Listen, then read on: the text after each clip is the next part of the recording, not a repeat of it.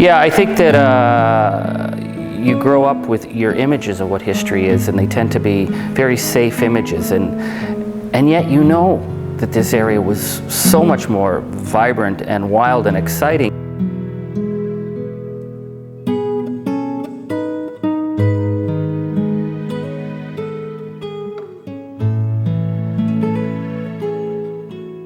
He had to be the most courageous guy in the world, you know, to come up here to nothing but wilderness, you know, and carve out a place to live and a place to mine and this sort of thing.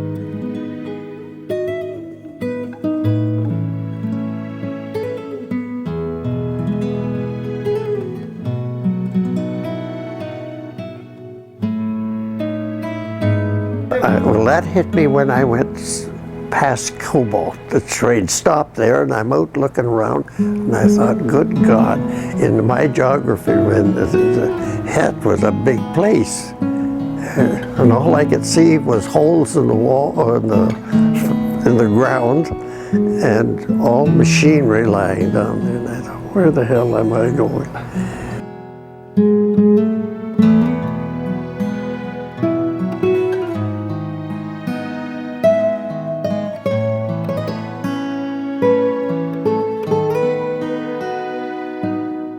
I can remember the photo albums in grandmother and grandfather's apartment, and as a young child, I used to look at them and just marvel at, you know, that anybody, you know, attempted this life in Timmins.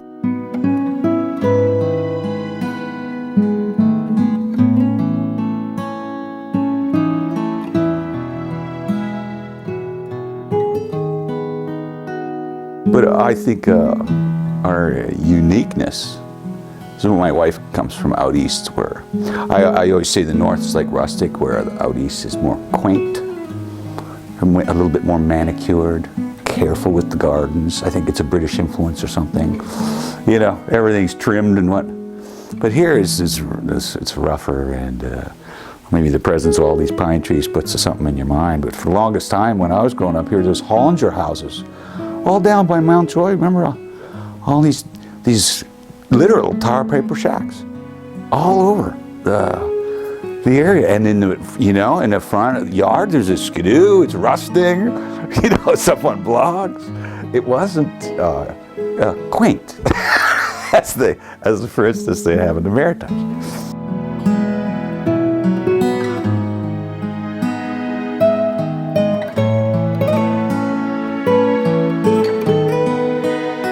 I really do maintain that the Klondike is so well known in Canada and across the world because they've got better PR agents than what we ever did in Timmins.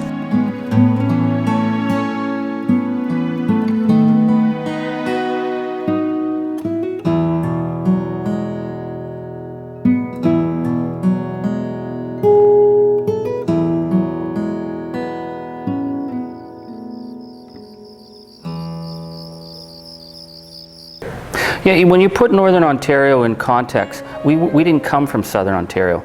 We came out of Butte, Montana. We came out of Idaho. We came out of Arizona. We were the last of the Wild West gold rushes. So the last of the cowboy culture came north and pretty much ended in the Porcupine.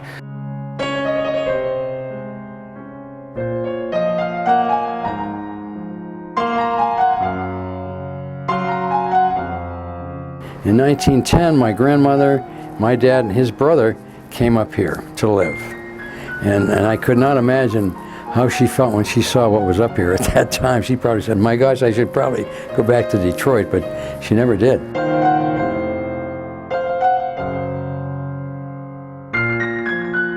I started taping interviews with some of the old citizens of the community. Pops Poppleton, who lived in South Porcupine in 1976. I picked up my tape recorder and drove out to knock on the door of his little shack on Crawford Street.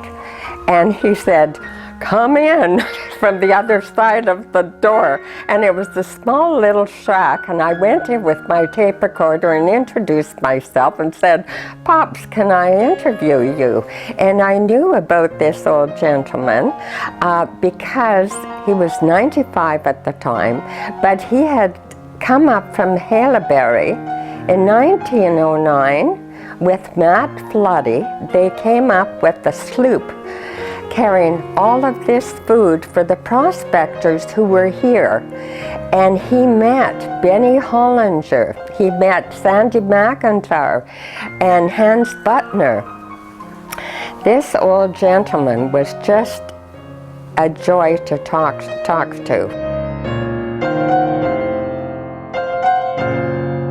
I've just been reading through someone's diaries from when they first came into the area in 1907.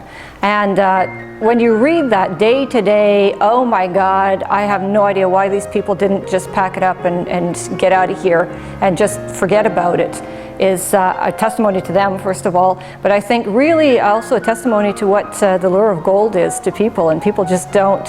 I mean, you can see it and it's pretty and you can wear it on your ring finger if you want to, but I think that lure is so strong that people will put up with any kind of garbage and any kind of difficulty and hardship in order to find it.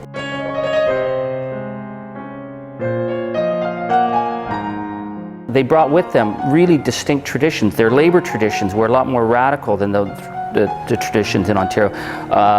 The ethnic component was very much like you saw in the American West, where they were bringing in immigrants to work in the mines. We were the multicultural society before Southern Ontario knew what it was. Our cultural references were all absolutely distinct from what was happening in Southern Ontario. We were the last children, I think, of the Western booms.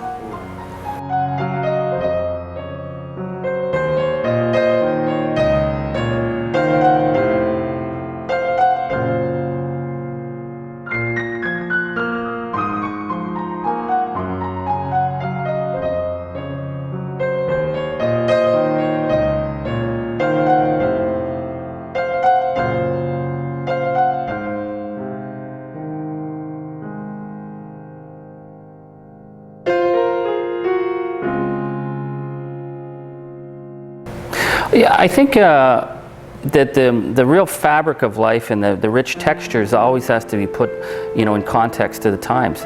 They worked really hard. The work was really dangerous. They died young. I think it is always a facet of mining culture that people learn really quickly what it means to live and to die, because number one, they're in jobs that are at risk. But if you look at the health conditions in the Timmins region, right up past the Second World War, the average life expectancy, if you were a Croatian or Bulgarian miner working underground, your average life expectancy was about 41 years of age, from the silicosis, the lung cancers, just the atmosphere that these people were working in. So they were in very, very tough conditions. They wanted their kids to get an education and not work in the mines the way they did. They saw themselves as almost sacrificing that first generation for the second generation. So all the issues in terms of social problems, the sometimes bitter labor struggles, it comes in context that these mines were incredibly rich, the families were incredibly poor, and they worked really, really hard to create the wealth of what became some of Canada's biggest mining empires.